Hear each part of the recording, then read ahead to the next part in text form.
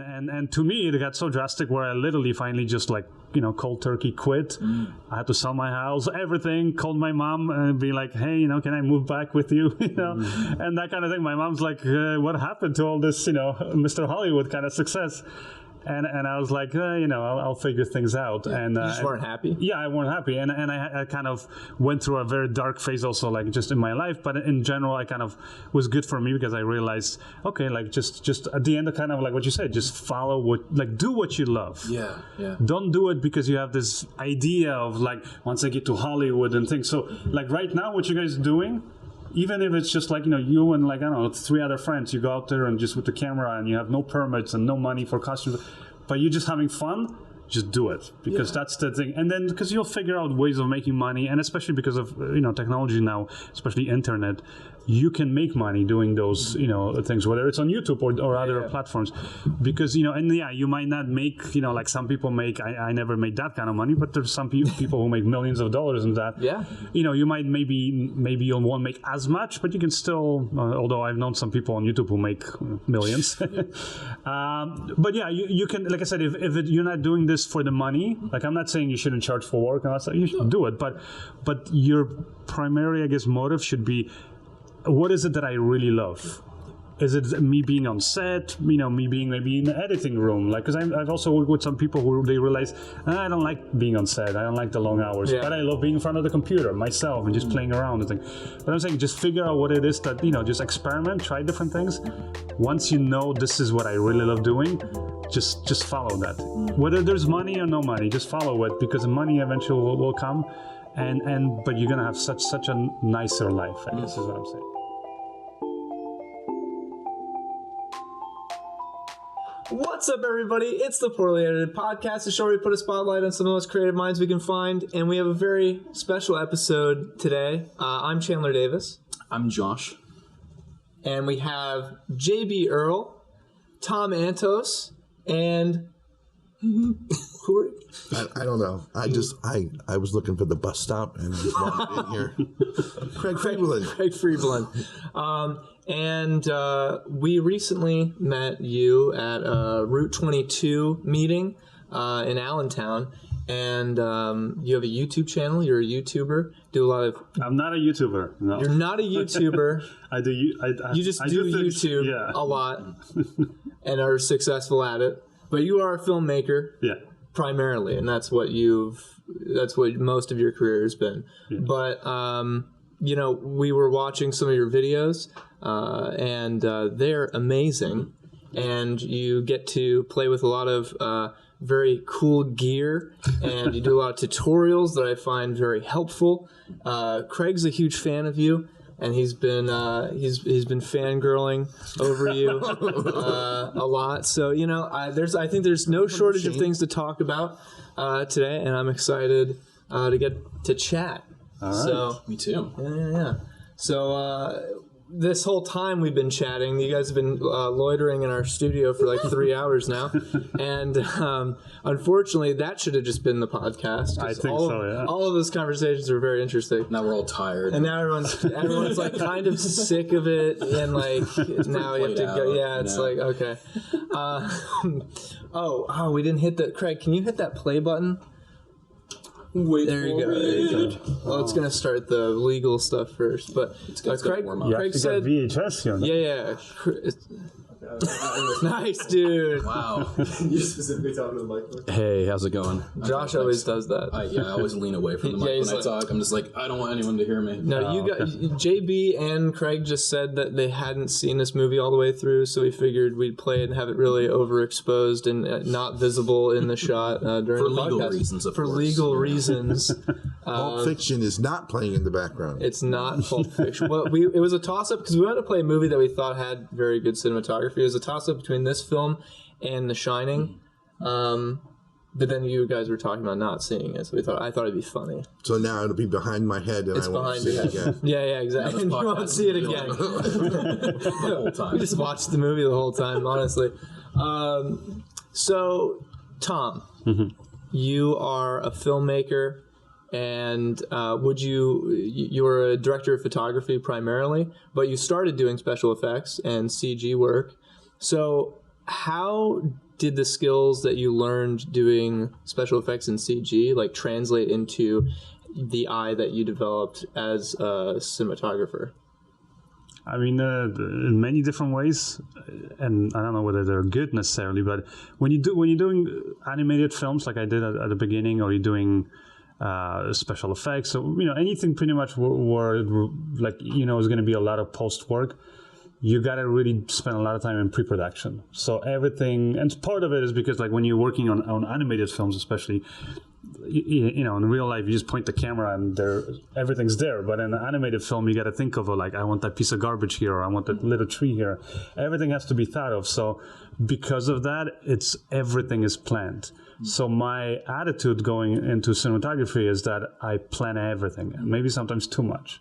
Like instead of, because I've worked with some amazing DPs too, where they don't plan. They kind of just show up and then they see what's there, and then they let the environment kind of lead them. Yeah, or they alter the environment a little bit, but they don't try to shape it into something it's not. Whereas me, like a Wes Anderson film or something. I guess, yeah. Whereas me, I tend to be very, I guess, kind of being like a control freak. I'll show up and I'm like, I don't care how the set looks. I want it to look like this. I'll have my drawings, my plans, and then whether it's me or if you have a bigger budget and you have a production team, and you try to get that to look a certain way. And I know that for like as the more projects that I'm doing, I try to like loosen up a little bit and go, okay, I'm gonna actually enjoy this place and see the beauty in it, and see what I can use, and then also what doesn't work and I eliminate it or whatever. But that's one thing that I would say, that it's not necessarily all good things. It is good and bad, but it was a big adjustment. I know, like, because when I worked on animated things, you have full control over everything. Everything you put in there is you thought of it, whereas on a like sometimes you're shooting in real locations on a live action film and just stuff happens in the background, that are completely outside of your control. And that was another thing that was very hard at the beginning for me to like get over. I remember like my first film that I was doing, that I directed, and it was still fairly low budget. We shot it on film though. And I remember like in those days, and because it was low budget, so like every like second that rolls, you're just hearing that, the dollars going, through the camera. And because of it, like I had to make these hard decisions of like, do I do another, like take number 11 because some little thing happened in the background that I wasn't planning for, or do I just say, just forget about it and just leave it? And so that's kind of that's something that I'm constantly struggling with. So. You guys kind of do the same thing. It's like you wanted a piece of garbage in this shot, and here I am. Exactly. All according to plan. I'm the comic relief. Thank you, Greg. You're welcome. I would imagine that style of filmmaking, where you came from this concept of being able to control a scene almost to like 100% perfection, brought with it this heavy emphasis maybe on location scouting and pre-production when it came to that transition into actually making films. And when you mentioned like working with film and how you could literally hear the dollars ticking away, I imagine that was difficult trying to remedy, like I have to find the perfect location, but I also need to work within a certain budget. Did you find that to be true, or like what I mean, just working with film? Yeah, specifically with film, because you mentioned that you started with that. Yeah, I mean, it depends on how big, I guess, the production is. If, I've worked on some, very, very, very expensive films, multi-million dollar productions where, and especially when it's not your money, you're just kind of like, whatever, right? We'll just get another, 400 feet of film. It's not a worry. When it's your own money, that's when you start going, okay, let me think about, do we need another take? Or maybe let's rehearse it 5 times. Be a little more economic. Yeah. And then we're like, okay, we're going to take. So film days, I would definitely say now it's good in the sense that you can experiment a lot. Okay. But I also find that a lot of, especially new filmmakers, don't take the time to prepare also. Like they're just kind of like, I'm going to be a real artist and we'll just experiment. And it's good to experiment, but I think it's also good to have, and at least that's what I think, have a certain, like be prepared to a certain point. Because I found in a lot of films, like when you're just relying on experimentation, then like sometimes it's great. You experiment on set, and you'll have the actors try different lines or whatever. The staging is different than maybe what you originally planned, and sometimes that turns out really good. But then there's other times where you kind of go, okay, it's not working, but whatever, this is the best that we got. Versus what I always go on is like I spent hours before imagining the scene, storyboarding every angle, planning every, like the actor will say this line, he'll stop here, pause, like I really plan it out. And so I kind of now, the way I find that, at least the way that I direct, because obviously as a cinematographer you only have so much control, but as a director I kind of always let the actors kind of just surprise me. I'll tell them more or less, like I'll give them very little direction, and I'll just be like, okay, you take the scene how you think it should be. I'll watch them rehearse the scene, and sometimes I'll even have the cameras rolling during the rehearsal just to kind of see, okay, this is kind of cool, right? And then sometimes I'll be like, okay, but I already, like, because I already have the scene imagined in my head, and then I'll start giving the actors more and more direction, and I kind of shape it a little bit closer, or as close as I can to what I had imagined. And then in editing, that allows me the option of like, okay, this was my original idea, this is what the actors did. And sometimes, like, maybe this is way better than what I had planned, and vice versa. But that's the good thing about now, is that now you can do that. When it was film and it was your own money, you did not do planning. Like, you did not just go, oh, let's take 20 takes at 30. It was like, okay, let's try to get it in 2 takes. Because it was just too expensive. So that's I guess the benefit of it now. But also, like I said, I find that because of it, I guess filmmakers tend to get lazy now, because they're just they kind of go, well, whatever, we'll just experiment. But I think it's good to be prepared. Do you think they get lazy at the top level as much as at the indie level? Every level. Just at every level. Yeah, it just depends on the person. Yeah. Oh, I thought interesting what you said about planning. A lot of people, they like to kind of wing it to a certain degree, or will improv it or whatever, which is that is a skill. Yeah. I feel like you're talking about me. No. I mean, like, we went to college, a great investment in money, going to college for film. But there's a lot, you'll encounter a lot of, for us, like at the indie level at least, a lot of people who that's really their only MO, is that they think that what being an auteur or a great filmmaker is that ability to improv and just fly off the cuff and everything. But I'll tell you, what it is though? It is having that ability is just it's very freeing, and also it's good that you have that ability as an indie filmmaker, because I'll tell you that there's the other side of things where you go and you work on big budget productions. Like me these days, I kind of like, it's funny because sometimes people ask me like what I do, and I feel like I'm kind of retired, because I to be honest, I don't work that much now. Like I'll take on like 2 or 3 projects, and then like I'll spend months out of a year doing nothing other than kind of doing my own little things or doing stuff on YouTube. Right. And the part of it is because when I worked on, like at the beginning of my career, just worked on these big budget productions, whether it was films or commercials or music videos, you find that also, like I said, everything's planned, but sometimes it's too planned and too locked down. Like for example, like if you have you have a scene with a lot of like set pieces and a lot of things, whether props or things like that have to be prepared. Well, you have a whole team of people that has to prep for that. So they don't just show up on the day off and be like, oh, we'll just wing it, right? They have to prepare those props. They have to prepare the location, like different things.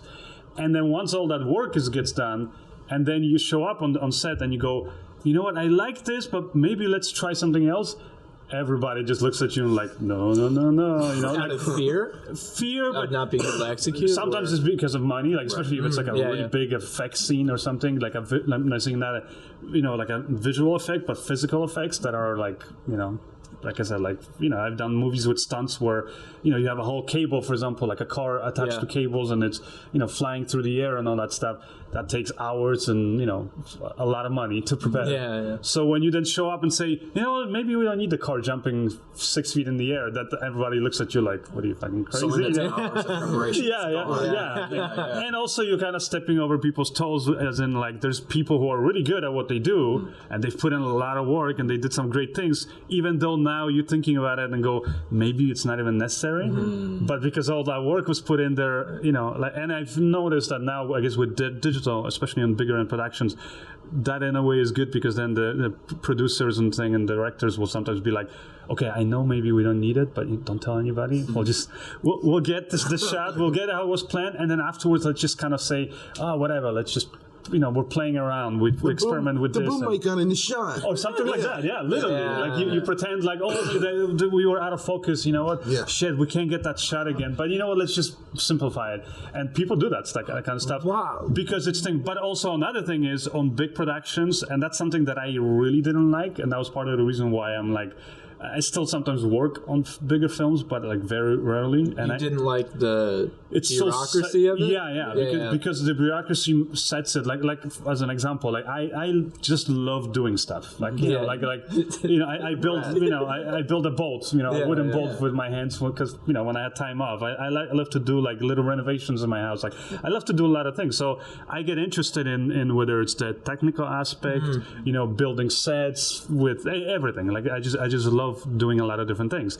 When you show up on a set, especially that's a set that's a lot of money and it's all union run, you cannot just go like even I remember like there was one film where I was working on where I just literally grabbed a tripod and I wanted to. People will yell at you. I like that, put that down. That's not your thing. That's not your department. Wow. And you're like, okay. All right. The purity of not being able just to make things and exactly enjoy that is just gone. Yeah. It's incredible. Do you think that's maybe, I don't want to say, but do you think maybe that's what drew you to YouTube, at least initially, was that freedom? No. YouTube's a completely different thing. It's just like I got into it by accident. And I love the fact that you can be almost.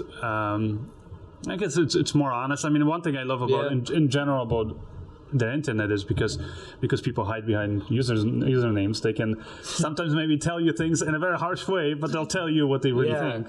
Whereas, like, I don't know if you guys were like active on Vimeo, but like Vimeo now it's kind of changed. But originally Vimeo was kind of competing with YouTube. Yeah. But I found because the community was so small and it was all filmmakers on Vimeo, the problem was that a lot of people, like, they would leave comments or things on your videos, but there were people who either wanted to like get something out of you or like advance in their career. So everybody was very tiptoey, like they didn't want to be like too critical about your work. They sugarcoated a lot. Yeah. Whereas YouTube was like you get some kid who's just doesn't give a shit that you spend thousands of dollars and months of work on something. He'll just be like watching you and be like, this is crap. Like, why didn't you do this? Yeah, exactly. Whatever. Yeah. But you know what?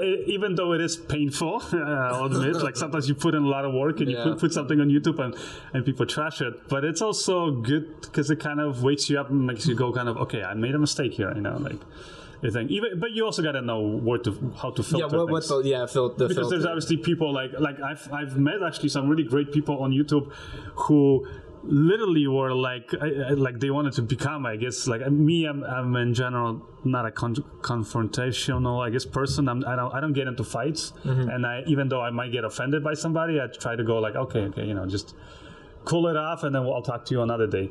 And I've had people like in particular, there's this one guy, I won't mention his name, but he's from Jerusalem. That's all I'm going to say, and he'll know that I'm talking about him. He left some really negative comments on some early videos that I did. He later on went and he pirated one of my products that I was selling online. He was uploading it on YouTube, doing things on purpose to try to hurt me. Wow. So I initially my reaction was like, this freaking, I wasn't very happy about him. But it was interesting. What happened is over years, I kind of was like, I'll just be nice to him. And I try to be as nice as I could be, and not kind of, I guess get back at him. And what happened is years later, he was following me, I guess, on my Facebook page, And then he kind of was, he hated what I was doing, but yet he was following me. I don't know. There's people like that online. Yeah. And then I found that over time, I guess maybe I grew on him or something. He literally reached out to me on Facebook then, because I think by that point I had actually blocked him on YouTube and all that stuff. But he created like a different account still or whatever. Anyways, he reached out to me on Facebook, and he was like, started asking me some questions. I helped him with something, and then he goes, "Oh, by the way, my name is so and so," right? And it's like, because his username was like really weird on Facebook, and I'm like, "Oh, okay, great." And he goes, "Oh, maybe you don't remember me, but like a few years back, I did these things to you on YouTube." And then I was like, "Oh," like in my head, I'm thinking, "You freaking asshole," Yeah. But then he's like, no, I want to apologize. I wasn't right in my head. And I was like, wow, that's like, I was totally shocked. A very self-aware thing to see on the internet. Yeah. And the fact that he told me this and then he apologized, and then I was like, even though I wasn't looking for an apology, but I was like, oh, okay. And kind of like this weird relationship grew where I still haven't met him in person, but like since then he's helped me. Like he's kind of passed on some work towards me, some people who are looking to do some stuff, and he recommended me. So that's what I love about internet in general, but YouTube, I would say primarily, is there's a community. Even the assholes. You never know, they might turn to be thing if you don't take it too personally. You don't think so. So that's something that I really love about it. Is that online people are honest. And you can meet a lot of interesting people that you wouldn't probably have met, in any other way, right? You probably just would have never. I mean, I would have never run into you guys. Yeah, right? for sure. Had it not been for that meeting, and it was because somebody saw me online, and then so it's those kind of things like that I personally like, and a lot of the work, I would even say, I think now whether you like to be on social media or not, if you want to be successful in any industry, but I think especially in the entertainment industry, whether you want to be behind the camera or as an actor or whatever, I think you have to be active on social media. You don't necessarily have to share every like personal aspect of your life, but at least be active, because you want to show people what you're doing. Yeah. And maybe that's another thing, is like when I was younger, I loved working on bigger productions, and whether I was, just a little, like a piece in this giant machine of like 300 people, or whether I had like a bigger role, it didn't matter to me. I just loved working on it, but I was never one. I don't know. I felt stupid, like showing off my work. I felt like I was like, look at me, that kind of thing. But online, I kind of learned, because people were asking me like, "Hey Tom, can you show me how any other work that you've done, or how would you do this kind of thing or that kind of stuff?" Because I kind of was forced to share my work, I kind of realized that it's different. There's a big difference between bragging about what you've done or who you think you are versus just sharing what you've done, good or bad. Yeah. And that's a big thing was for me, like personality wise. Like I was, like if you had met me 20 years ago, I was so shy. Like literally, I could not, even doing this thing right now, I couldn't talk to people. Just in general, I just didn't like, I wasn't one to be like, go and start chit-chatting to people or doing public speaking, which I've done since then. So it's really changed me in that ways. I think that's kind of why I gravitated towards YouTube or just online in general, is that you meet a lot of people, it takes you out of your shell, helps you network. Like I said, a lot of the work that I've done is because of that. So I think if you're a filmmaker, you definitely got to be online. That's such an interesting perspective to have. That's such an interesting take, honestly. I think there's a lot, like you said, I think it's really easy to have the perception of like social media is only this one thing, but since social media is only run by us, exactly. It's like it's whatever we make it. There's definitely, what I mean? Like, there's definitely bad aspects of social media. Sure. Like there's one thing personally I know, and now I don't like. I try to in a way avoid Facebook in some ways. Facebook is no. There's some great things on Facebook. There's some great like these whatever. I guess these forum or whatever these groups on Facebook. Where you can meet a lot of people, get a lot of help too. Yeah. But for example, like my just in general Facebook feed, I don't know how it happened, but I end up, or maybe everybody gets that, like especially over the last few years with politics, I end up getting so many people who are like so political, and I understand that like that's their thing maybe, but like to the point where they're like, I feel like there's like shoving it in your face. It's exhausting. And it's like, and I'm just like yeah, I can get interested in politics too sometimes, but in general, like I love filmmaking, for example. So I'm like, you show me something about filmmaking, I'll respond and think. Otherwise, I'm just going to ignore you. But like that, so there's aspects of that where I think people, I guess maybe what I personally don't like, and I don't know how you guys feel about it, is people share their opinion online in general, and they feel like their opinion is the thing. Yeah. Whether it's politics or filmmaking or whatever, like the aspect is, they just feel like my opinion is the most important. Whereas like Craig Friebolin on his personal Facebook. I've had people share their opinion on my YouTube videos, much like he were talking about, and they're talking all this crap, but I've never gotten to the apology level because I know a guy. Everyone, please send Craig an apology tonight. Yeah. Just say sorry. That's right. It's because there are none left. It's because you killed them all. That's right. Exactly. That's Ubi fire. As in, I set them on fire. Go ahead. Sorry. Turn around. No, it's crazy though, because like it is super, and it wasn't before, but especially now that we live in sort of this like world village, this concept of like, well, yeah, it's like the concept of everybody being so connected that there's almost this level of proximity that we've never had before, while still being so spread out across the globe. That but you know what, like, and I think that's a good thing. Mm-hmm. The bad thing though is, like I said, is people feel like because before, you know, to reach 50, 60 people, you had to like have some gathering and have some kind of importance for people to want to come and listen to you. But I guess now people have, you know, hundreds of friends on Facebook, and they feel like I can go and shout about all my opinions about different things. And I think it's too much of that. Like if people kind of stepped back and realized, you know what, we're all idiots in a way. Yes. We all think we're geniuses and we know everything, but at the end of the day, we're all idiots. Like in the grand scheme of things, if you're looking at it, like, you know, we're on this solar system, and then the solar system, when this tiny little planet, and in this tiny little planet, you know, you're this little speck. And even if this whole solar system were to disappear, you know, like probably nobody in the universe would even notice us. Yeah. When you put it step back and you kind of think of yourself that way, you'll kind of realize we might think we know a lot about what's happening on this planet, but there's probably a shitload of things happening out there in the universe that we have yet to discover. And I think it's, if people just take a step back and basically just realize, like I at least, each morning when I wake up, I always tell myself, I'm an idiot who's trying to figure things out. Because that kind of puts you back, and I think that's an advice that I heard from somebody that it does really help you. Like even when it grounds you. Yeah. Like when you're working on set and you know and you think like I said, like sometimes I work with people who are, you know, way above me or people who are way below me. And different people will come and share your opinion. If you're really set and you think, well, you know, I've worked on big films, or I've done this and this, and you have this kind of idea of what you are and how knowledgeable you are, then you'll never open up to somebody maybe who's brand new but has some amazing ideas. Like there's actually I don't want to, you know, take over the whole podcast, but there's actually a good story of like a friend of mine who I met through filmmaking, who his name is Lilly, and he's working now on big budget films. But when I met him, it was one of these like YouTube meetups where, and I remember like at that point. Oh, did you say Young Lean? Lilly. Oh, okay, I'm sorry. And he, what's it called? And when we met, he was a guy who was just starting to do YouTube, and he did like a few of these videos. Horrible production value, but he had, and even just the shots looked really unprofessional.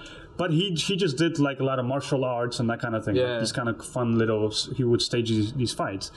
And so we met up at this YouTube thing, and then I remember like I had this, I guess at that point still tend to have a bit of this ego about myself, and I was like, you know, I'm Mr. You know, I worked on, you know, these big Hollywood films, you know, YouTube is whatever, right? Yeah. And then I met a bunch of people there, including him, and I remember like, he came up to me and he was like just straight up like, oh, I've seen some of the work you do, I would want to collaborate with you.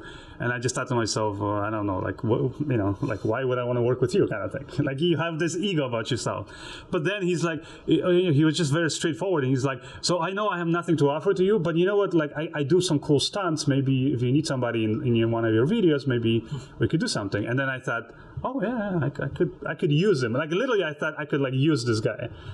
And that's how it started. So I, you know, was working on this little short film. I needed some stunts in there. Asked him, hey, you know, maybe you can figure this thing out. And then he was like, oh yeah, let's try it this way, this and that. And he did some cool stuff. And then I just liked him as a person, so we were kind of collaborating. But I never respected him as a filmmaker. I always was, you know. And once we got to know each other, I was pretty honest with him sometimes. I was like, man, this thing looks horrible, you know. And I remember he showed me though then this video he was working on where he would go to these cosplay conventions where people dress up in different costumes. And he would just film people, like random people who are not actors or anything, but he would just ask them like, hey, can you do this pose? And he would film them in these very weird ways. And I remember he showed me the raw footage of like from some one of these things. And it was like handheld, shot on like this cheap camcorder. And I was like, man, yeah, this is pretty bad. It's like, I don't know what you're going to do with this. But he's like, oh, and he's like, okay, well, let's wait till I edit it. And I was like, oh, okay. And then months go by, and then he shows me how he edited it. It blew my mind. It was completely not how I would have ever thought of filming and editing something. Just completely different. And so I was like, okay, I'm like, wow, this is pretty damn cool. And it was just before he did these little effects to it. And then he's like, yeah, and I had this idea of adding this little effect and this and that. But then he was like, I think by this point he was doubting himself. And he was like, but I don't know, man, I spent all this time. I don't know if I should continue. And I was like, I don't know exactly what the whole thing is going to be at the end, but whatever you show me now, dude, this is pretty cool. I told him, like, even though the shots look horrible and there was no lighting, you know, like all the things that I valued as a cinematographer, he didn't have. I was like, the way you edited it right now, I would have never in a million years thought of putting it that way. And anyway, so I'd like to think part of his success was my advice. I don't know if it was, but he continued. He did this video. He put it out, and I remember he only had like maybe 50 subscribers on YouTube or nobody watching. He put out that video, and in like a few days, he got 20,000 subscribers, millions of views. He started getting people reaching out from the industry, and then I remember like after that we continued worked on some cool projects, but very quickly within a few years, he ended up working. Brad Allen, I think now he's working with Brad Allen. But he worked with like the Jackie Chan stunt team. That's awesome. He worked with Jackie Chan. He worked on all the films with what's the ones about the British spy who's like has the umbrella? I always forget the name. Oh, is that Kingsman? Kingsman, yeah. That's awesome. Wow. So he did the action design for Kingsman. What? He did was it the one about the Godzilla fighting with this other big monster? Pacific Rim, I think it was called. Yeah, something like that. Okay. So he did Pacific Rim, and I mean now he's done like all of these other huge movies. Like every big movie that comes out, he does all the stunts in it. Like, well, he doesn't do it himself. He's the one who designs the action. The choreographer. Yeah, and he works with Brad Allen, and Brad Allen is the guy who has also done like a lot of other older, really famous movies, and kind of and they do some really cool stuff. Like sometimes it's funny because I'll call him up or whatever. I'm like, hey, what you up to? And he'll send me like a photo of they're on set and they're like blowing up some some giant set pieces. And I'm like, man, that's some cool stuff you're doing. That's awesome. Yeah. That's dope. And he's doing something that he really loves. And it was interesting because when I met him, he didn't know whether he wanted to be an actor or he wanted to direct or he wanted to do stunts. But then he had an injury himself, so he couldn't really do the stunts himself. And it's interesting how life worked out. But he gets to do at least from when I talked to him, he says he's super happy. He does what he loves to do, and he works on some cool projects and things. So those are the kind of things that, like I said, is like, had it not been for YouTube, I would have never met him, and I would have, aside from the friendship, I'm not even sure if he would have had that success, because it literally all started because he did a video that he was passionate about. He put it out there, and boom. People that's what it's all about, man. Yeah. It's just finding what you love and just going for it. That's I have a very similar story. I knew these guys. I mean, sometimes you got to give people a chance who do garbage, like total crap. And I met these guys. They have this podcast. I knew that's what it was. I knew as soon as you said garbage. Yeah, I knew it was targeted immediately. I was like, where's the story going? Sometimes you just gotta, throw them a bone. Even though it's awful. Yeah, really.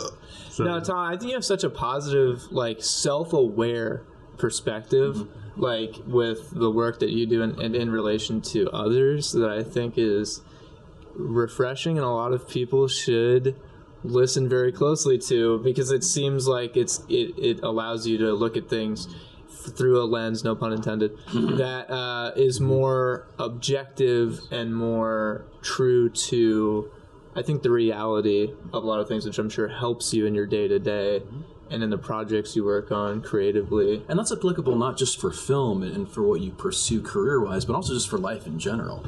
I mean, you can take that philosophy literally anywhere in any sort of walk of life, and it will not only, I would imagine it's not only helping you be able to interact with people on a more personal level, but also just take things as they come, because life sucks sometimes. But just understanding that this too shall does life pass. suck, really?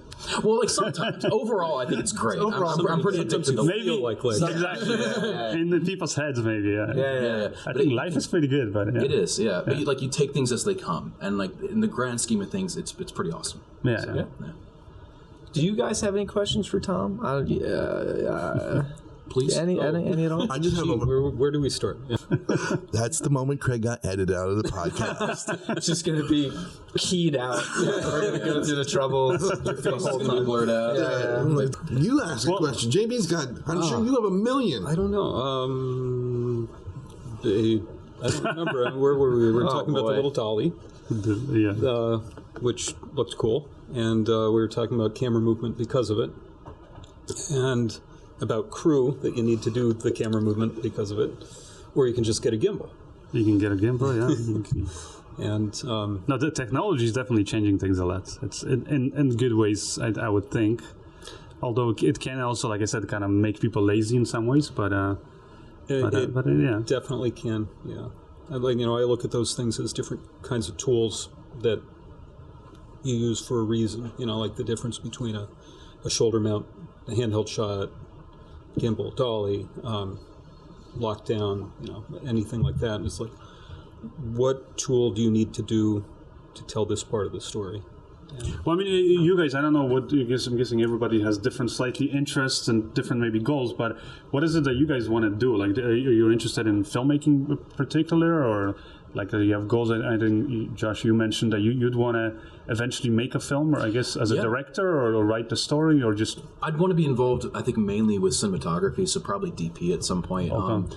But when we were talking, though, you asked me that, and I had a moment where I was like, I honestly don't know. Like, I just love being a part of this industry, and I think I'm really falling in love not just with the creative stuff that we make, but also just the people that I get to work with. And because of that, I'm not really sure at this point. I definitely love talking to people about like how to perfect a shot and how to make the perfect frame, every frame of painting, stuff like that. But at the same time, I really enjoy being in front of a camera and entertaining people. So it's just like being able. You just want to be a filmmaker, right? Yeah, just like being able just to work. And I'll give you a warning. I'm not saying this to discourage you from getting into we need more of that. Please discourage me. There's not enough of that. It's a terrible business. Well, and again, I'm asking you because I don't know what your ultimate goal is. Because I know, like when I was starting out, whether it was me or many of my like friends, our goal was like basically we had this image of until you make movies in Hollywood, movies that are in the cinema, you haven't made it, and that was the goal. And then the whole thing is that maybe I kind of did it this roundabout way, but because of my skills in animation and special effects, I kind of got to work on some pretty big films early on in my life. When I got there, I'm not saying it's all bad, but it wasn't all roses. Oh, I see what you're saying. So like, and it wasn't, and I almost felt like stuck because like especially once you get to a point where you're making like over $100,000 a year, and you feel like you're getting like a steady salary, and you're very young, and you feel like everything's great, but then you start working year after year on projects that. Maybe the projects themselves, I mean, I enjoyed it, but some of the environment, some of the BS that happens in really high up there in the industry, is and a lot of it, like a lot of the dirt now from Hollywood is coming out now, and you're seeing those people go whether it's you know what I'm talking about. A lot of that weird stuff comes out, and what I'm saying is when you're there, when you see it, I at least I know I felt like, man, this is gonna be my life, and it felt like. And I'm saying that because it felt like so hard for me to be like, oh, I can just quit. Because at the beginning, when somebody, a friend of mine just said, oh, why don't you just quit? Just do something else. I was like, how can I quit? How am I going to pay for my house, my cars, my this, and it was... 4 cars. Yeah, no, it was. Bought. And it was literally to the point where I remember, like, I finally made this decision, like, a few years into my life where I was like, you know what? I guess I'll just have to quit. Like I really just not enjoying doing this. I'm not saying I didn't enjoy filmmaking. I loved filmmaking. I just didn't love a lot of everything else. A lot of the other BS that comes with the big industry. And so and I'm like I saying, I'm not trying to discourage you because maybe you'll love it. Because I have some friends, like I said, young Lee, who now he works and I guess he's the people he works with. He loves it, but there's some people that that I've known that didn't like it. I particularly didn't like certain aspects of it, and to me it got so drastic where I literally finally just like cold turkey quit. I had to sell my house, everything. Called my mom and be like, hey, can I move back with you? And that kind of thing. My mom's like, what happened to all this Mr. Hollywood kind of success? And I was like, I'll figure things out. And you just weren't happy? Yeah, I weren't happy. And I kind of went through a very dark phase also, like just in my life. But in general, I kind of was good for me because I realized, okay, like just at the end, kind of like what you said, just follow do what you love. Yeah, yeah. Don't do it because you have this idea of like, once I get to Hollywood and things. So like right now, what you guys are doing, even if it's just like, you and like, I don't know, 3 other friends, you go out there and just with the camera and you have no permits and no money for costumes, but you're just having fun, just do it. Because that's the thing. And then because you'll figure out ways of making money, and especially because of, technology now, especially internet, you can make money doing those, things, whether it's on YouTube or other platforms.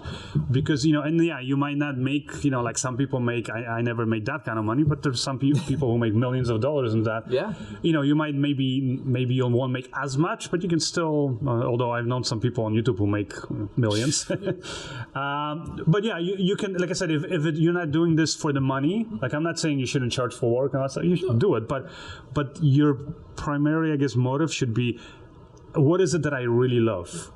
Is it me being on set? Me being maybe in the editing room? Like, because I've also worked with some people who they realize, I don't like being on set. I don't like the long hours, but I love being in front of the computer myself and just playing around and things. But I'm saying, just figure out what it is that, just experiment, try different things. Once you know this is what I really love doing, just follow that. Whether there's money or no money, just follow it, because the money eventually will come. But you're gonna have such a nicer life, I guess is what I'm saying. I kind of want to pull the whole table, because I think it's a varying spectrum of like maybe the opinion and maybe the experiences you guys have had. And like Craig, I know a little bit of your background and kind of where you come from, and after hearing what you said, like, I mean, Hollywood is not, to us, I don't think, the like apex of success or anything. So that's what I'm wondering. So it's changing, right? I guess it is. Yeah, it is changing. I mean, I think it's a lot of. I'm not gonna lie. A lot of, I think what's changed the perspective. Like when I first got to college, it was like, oh, obviously that's where you want to go.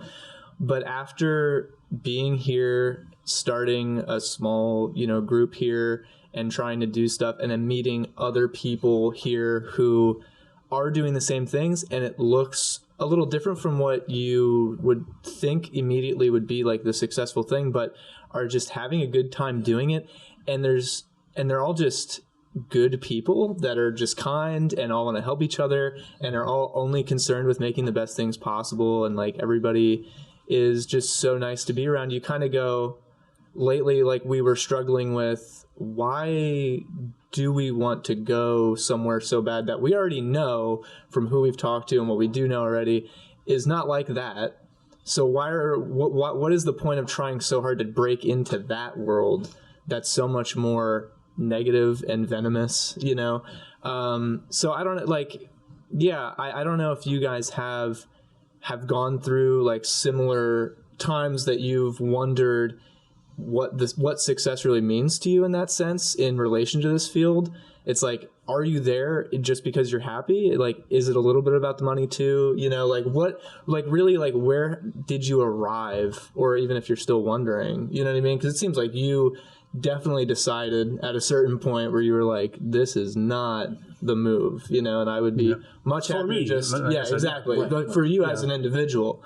And so that's something that like both scares me, but also empowers me, I feel like, in my day-to-day, because I'm like, I could very easily get to that point and I'm ready to not even like it if it happens. But if it doesn't happen, I'm also prepared for that too, in a way. Mm-hmm. You know what I mean? So I don't know. It's like, obviously we're young and like there's a lot of ways it can go.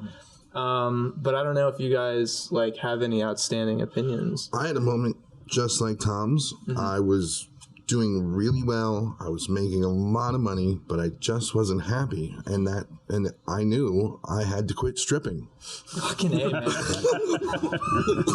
You had dude, me. like, I was like, oh my, am I gonna start crying?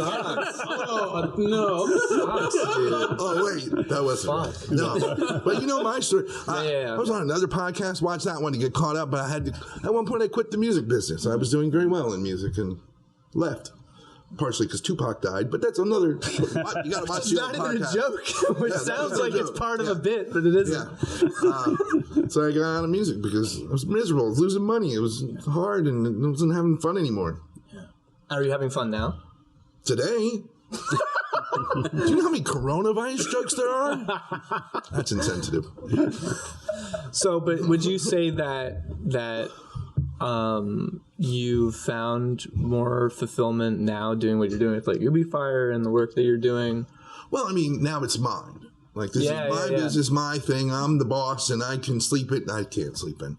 But I mean, you still don't take. You still don't get to sleep. It's satisfying to,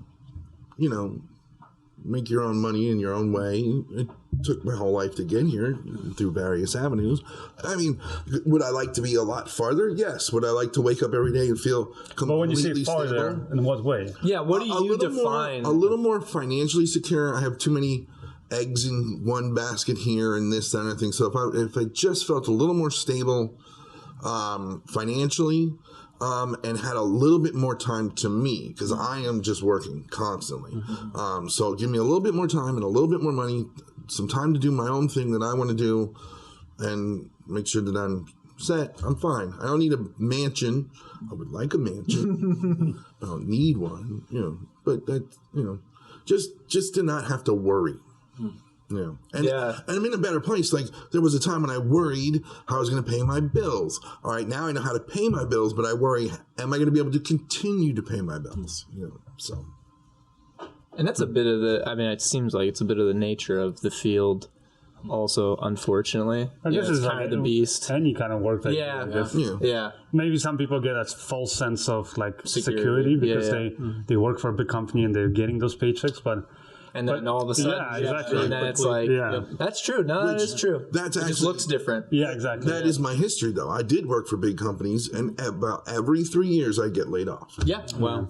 So I feel better now working for myself because you're not going to lay yourself off. I'm not going to sell myself. You never know this guy. That's true. Well, he lays himself off very often. But let's be honest. I might sell myself out. What about you, Jimmy? You didn't know it was going to come to you? No, it's like surprised. No, I've done mainly commercial photography, video my whole life, and it's a tough business. You're always wondering, if the phone's going to ring, and if it does, is it going to be a job that you're going to be excited about, and is it a job you can do a good job on? Because often, there isn't the budget there to do it the way you really want to. When you're self-employed, you take all kinds of business, sometimes stripping. Yeah. Usually stripping. So what they call you up and they're like, we want you to do so-and-so, and then on the side, the little strip. That's right. My stripper name is Bundle. My stripper name is Rainbow Sprinkles. That's subtle. I like it. It's very subtle. Yeah. But the filmmaking thing, that's like you're talking about, the passion. That's something you want to do. Some kinds of commercial work are the same sort of way, really creative. The part I've always loved about that is problem solving is, how are we, this mug has to be this way, and the, coffee has to, and how do we do that physically? How are we going to make that happen? I love that part of it. That translates into the filmmaking often, and usually you don't have what you need to make it happen. But it's, it's a challenge, and that's the exciting part about it. So would you say that, for you, in terms of what success is defined for you, is it the fact that you've been able to support yourself doing photography and everything like that? Do you look at big, Hollywood productions as, something that you wish you could be doing? In terms of filmmaking, my goal personally is just to tell beautiful stories. Yeah. And, if it means it has to happen in Hollywood, that's great.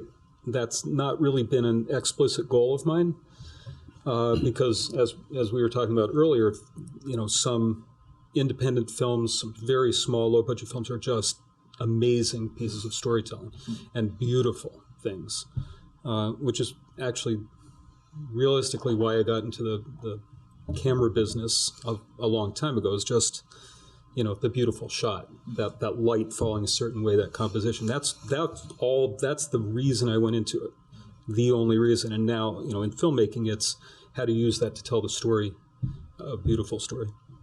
Wow. So that's...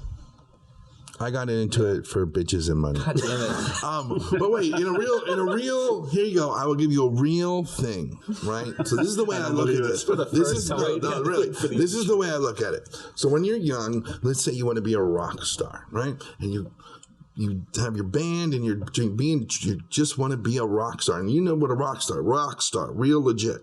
And as you get older, and this is the question I struggle with, right? Now you're in a band, a local band that plays local bars, and you're making a living at it.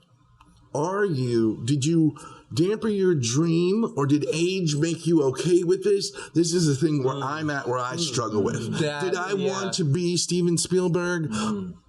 Do I still want to be Steven Spielberg, or am I just okay now?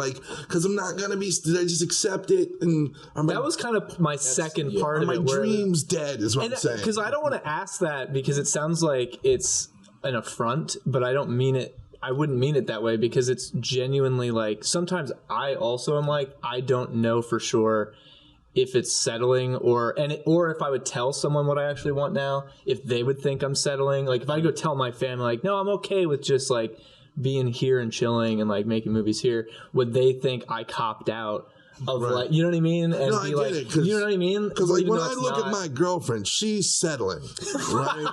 And I see that look in her eyes, but I don't know if that looks in my eyes. Because I don't think it's I think as long as you're doing I think as long as you're doing it because it makes you the happiest, that's not settling. You know what I mean? So it's if you're fucking really stoked to play in bars in the Lehigh Valley every night. But there are no pyrotechnics in my videos, and I want them, so I am settling because nothing explodes. I am the local Michael Bay. So what you're saying is what? You want to set some bars on fire is what you're saying. I want something to explode, yes. Commit arson. That's not happening yet. Just saying. I think it just comes back, and again, I don't know... Because again, I'm new to all this. I'm new. I'm a greenhorn. You say when you're 20. I'm new here. I'm new. Hey guys, I'm new here. Hey, I'm Josh. But it just seems like it all comes back to what you said, which was if you're doing what you love doing, even if it's not necessarily maybe what you set out to do, but if you land somewhere and you're oh, this is I actually really enjoy this, and I want to be here right now, that's winning. Right? Mm-hmm. That's doing it. Absolutely. I think that even if it's not exactly where you started or where you thought you should have been, or maybe even what you originally defined as success, if it comes down to it and you're there and you're oh, I'm just really, I'm vibing. I'm here. So do you think people are just too attached to their predisposed vision of what success should have been? Yes, because I'll tell you and this. They can't actually, let go? I have another real story. So, no, this is, I have to Every define. time I'm waiting for the long setup and then the punchline, 5 minutes later. I have to define it's a real story. But no, in all honesty, so I've had these jobs and they were horrible, and I felt the same way. And there was a moment not too long ago that was very satisfying. JB was there. We worked on this short film together, and the cast, the crew, everybody was straight up cool. It was such a joy to work with everybody. And it was that, Good thing we weren't there. That's true. Ruined it. That would have sucked. But I mean, let's say you had that same Hollywood experience. with just better people. No, but I mean, honestly. Okay, I never had changed. I don't want also people who watch this. The people that are watching, he's about to sell you out. I wasn't maybe necessarily because I had like a lot of I worked with bad people. No, in general, people were cool.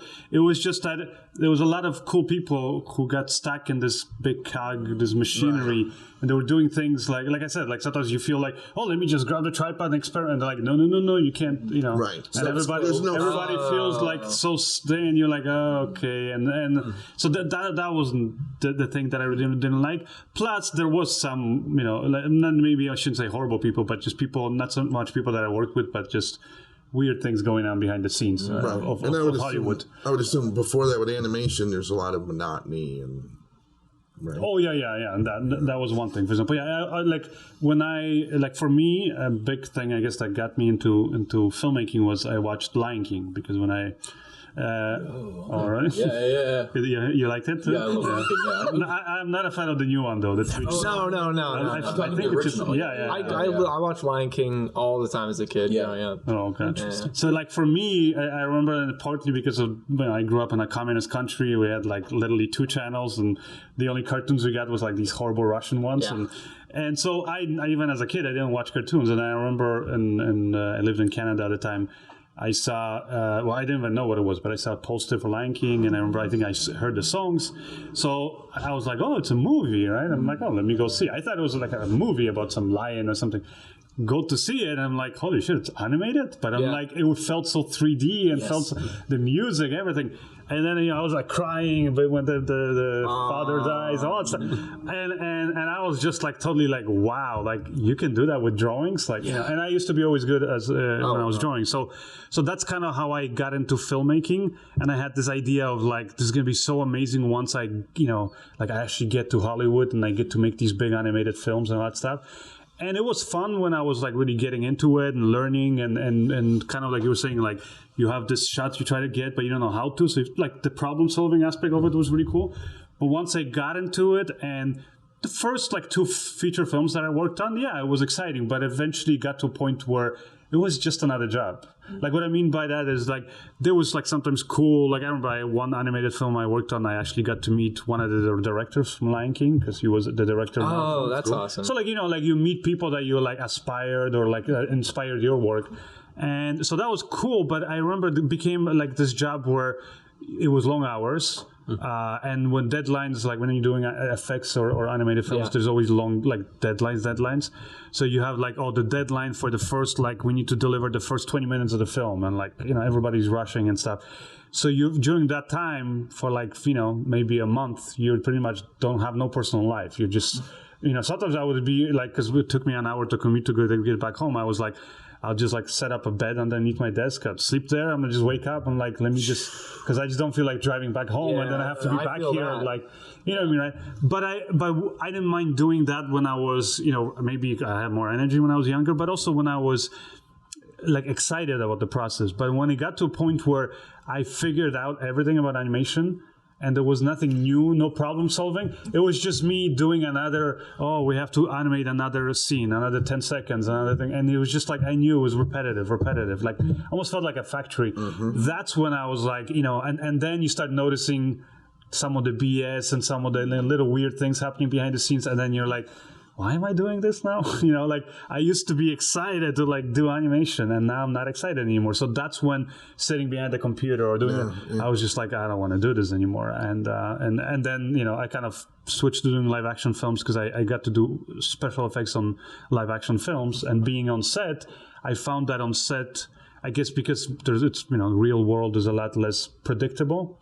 So versus a CG world that you create on a computer. So that was more exciting. So I kind of got things. But even that aspect of filmmaking, I find, unless you're doing really crazy stuff out there, but even if I have never worked on a Michael Bay film, which I'd love to do, but I'm sure if you get maybe you can get to a point where it starts getting boring, where you're we've done already a million explosions, we know how it goes, right? And you just don't get excited about it anymore. If it gets to a point, I would say to anybody, advice, if you want to continue to be excited about life in general, just quit. it's okay, quit. Even if you just quit for some time and then you get back into doing things, because that will force you to then be like, okay, like I'm not saying you have to quit everything, but maybe whatever you that position that you have, or maybe you get offered some job.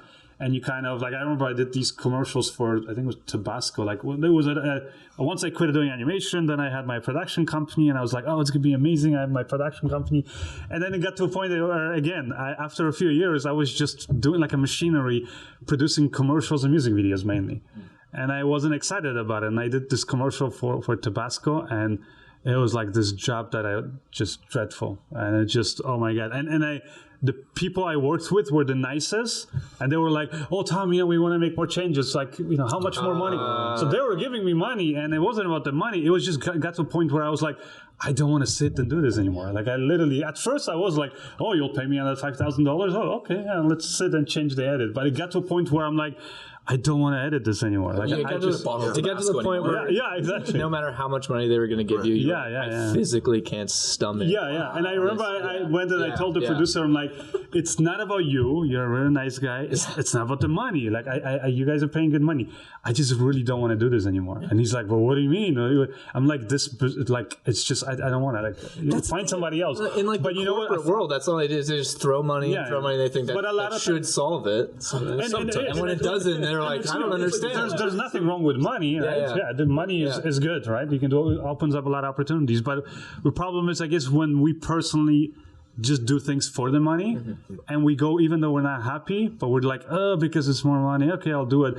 It can get very quickly to a point where you're like, oh man, like I just don't, like I said, like something as exciting as filmmaking, it can become, man, I don't want to do this. Like, it becomes just another job. But what I'm saying, time to make the donuts. When it's that, it's just exactly. I feel like it goes back to what JB said, problem solving. Because I used to program, I used to do, and it comes, you learn, you get to this point where you're like, I've learned it all. You're like, I'm bored now. You know you didn't learn it all, but you feel like you've learned it enough that you're just doing what you've learned over and over, and it just that's why I think what's exciting, and I think, I don't know if you guys agree with me, but I think there's more and more movies now where people are trying to do things real in camera. And part of it is, I'll tell you, is because those filmmakers, we've gotten to a point digitally with effects where it doesn't matter what's on the script. Like back in the day, you'd look at the script and be like, shit, the bus jumps, over the ramp, flies 100 feet, and then it's like, how are we going to do this? And people would have to problem solve. Now it's like, we know we're going to be able to do it. Either we do it physically, or we'll put a freaking CG bus and we'll just fly, 500 feet if we want it.